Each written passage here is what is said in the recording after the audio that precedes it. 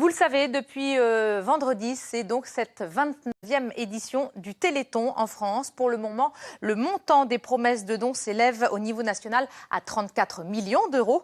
La ville de Saint-Valery-en-Caux est une ville ambassadrice cette année. Elle a accueilli de nombreux participants et de nombreuses animations durant toute la journée. Grégory Archiapati et Jérôme Bègue étaient sur place. Après, vous partez quand vous voulez, voilà. Mais vous allez voir le lot. Comme ça, ils comptabilisent votre nombre de tours. Dès 9h ce matin, les bénévoles sont sur le terrain, tous très motivés.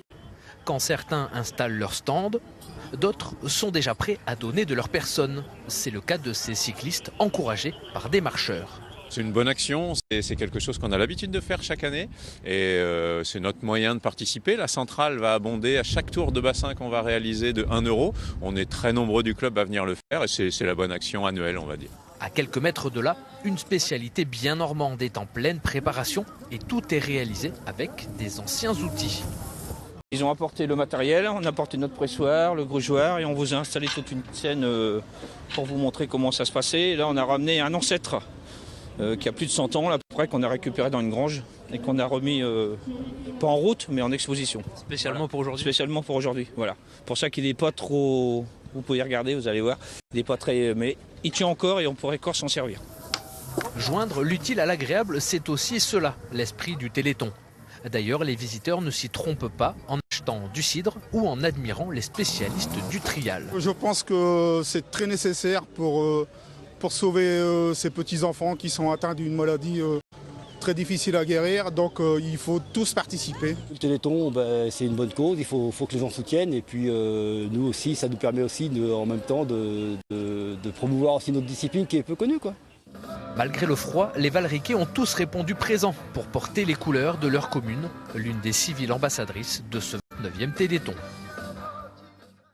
Nous allons retrouver Grégory Archiapati, toujours à Saint-Valery-en-Caux, pour faire un petit peu le point sur le défi que s'est lancé la ville, à savoir la vente de 3000 bouteilles de cidre. Alors où en est-on ?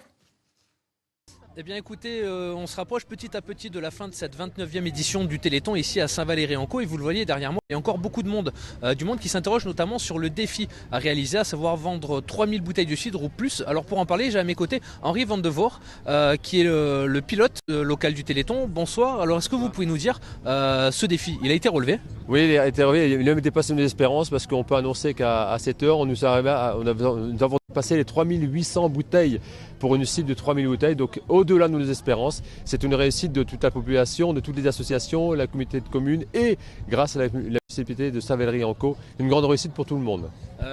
Quel bilan vous pouvez faire de cette édition du Téléthon ici à Saint-Valery-en-Caux ? Premier bilan, on a eu le temps pour nous, on a eu la population avec nous.